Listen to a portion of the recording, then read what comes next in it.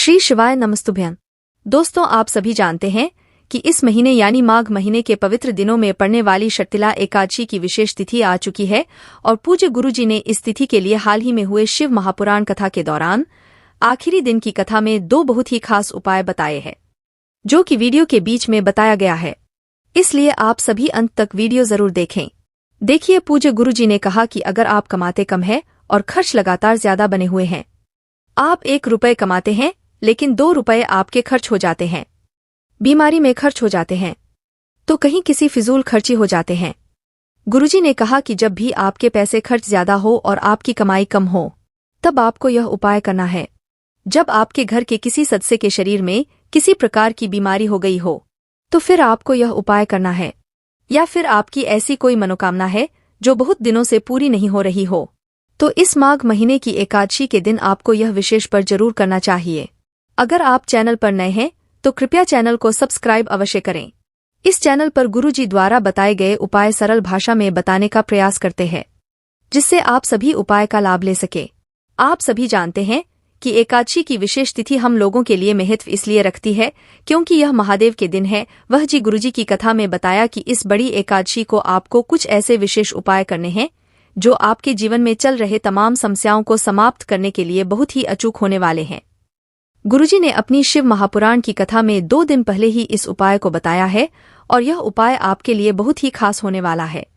आपके घर के आसपास महादेव का कोई मंदिर ना हो तो फिर आपको एक विशेष कार्य करना है।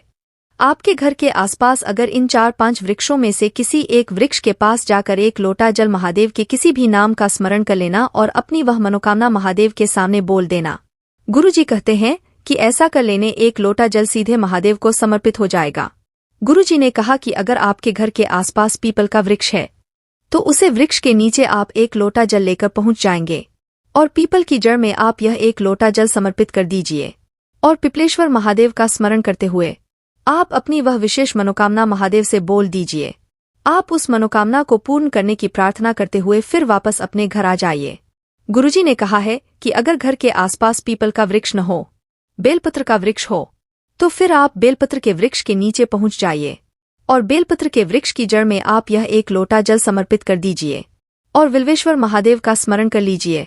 विल्वेश्वर महादेव का स्मरण करते हुए आप अपनी वह मनोकामना पूरी करने के लिए बोल दीजिए। अगर आपके घर के आसपास बेलपत्र का वृक्ष न हो तो आप बरगद के वृक्ष के नीचे चले जाइए।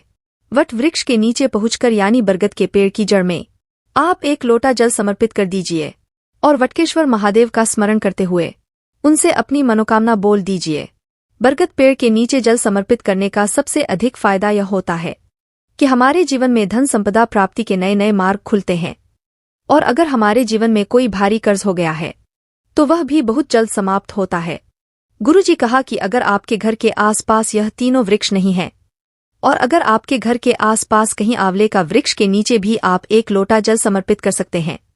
आंवले वृक्ष के नीचे जल समर्पित करते हुए आप अच्छे ईश्वर महादेव का स्मरण कर लीजिएगा। कौन से महादेव? अक्षेश्वर महादेव से। गुरुजी ने कहा कि हमारे सनातन संस्कृति में पृथ्वी को माता कहा जाता है, इसलिए आपके घर के आसपास इन 4 वृक्षों में कोई भी एक वृक्ष हो तो उसके नीचे आपको 1 लोटा जल समर्पित कर दीजिएगा। इस एकादशी के दिन अगर आप 1 लोटा जल इन 4 में से किसी भी एक वृक्ष में जरूर समर्पित करना चाहिए, क्योंकि आप सभी जानते हैं कि इस बार की एकादशी मंगलवार के दिन पड़ रही है, इसलिए यह आपके लिए रामबाण साबित होने वाला है। आप यह उपाय करने से बिल्कुल भी मत चूकिएगा। बढ़ते हैं गुरुजी द्वारा बताए गए दूसरे खास उपाय की और अगर आपके जीवन में किसी भी प्रकार की मनोकामना को परिपूर्ण करने के लिए, पितृदोष को समाप्त करने के लिए गुरुजी ने अपनी पहले की शिव महापुराण की कथा में बताया है और यह उपाय स्वद वाला है। इस उपाय को आप सुबह भी कर सकते हैं और शाम को भी कर सकते हैं। आप पूरे दिन में किसी भी समय कर सकते हैं। आपको अपने घर की रसोई घर में से तांबे के लोटे में जल लेकर शिवालय पहुंचकर आपको शिवलिंग के ऊपर धीरे धीरे जल समर्पित करते जाना है और श्री शिवाय नमस्तुभ्यं का स्मरण करते जाना है।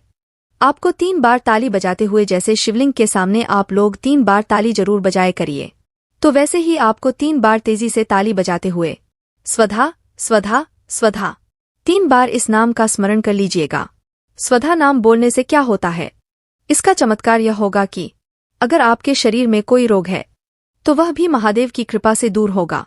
अगर आपके जीवन में खर्च ज्यादा है और कमाई बहुत कम है, तो उसमें भी महादेव की कृपा आपको प्राप्त होगी। और आपके जीवन की कोई परेशानियों ने घेरा हुआ है तो वह भी महादेव की कृपा से समाप्त हो जाएगी। बढ़ते हैं तीसरे उपाय की ओर। इस उपाय के लिए आपको सिर्फ 1 लोटा जल ले लेना है, 1 चावल का दाना ले लेना है और 1 बेलपत्र ले लेनी है। चावल का दाना जो आप लेंगे वह कहीं से भी टूटा न हो। शिवलिंग के ऊपर खंडित सामग्री समर्पित नहीं करते हैं।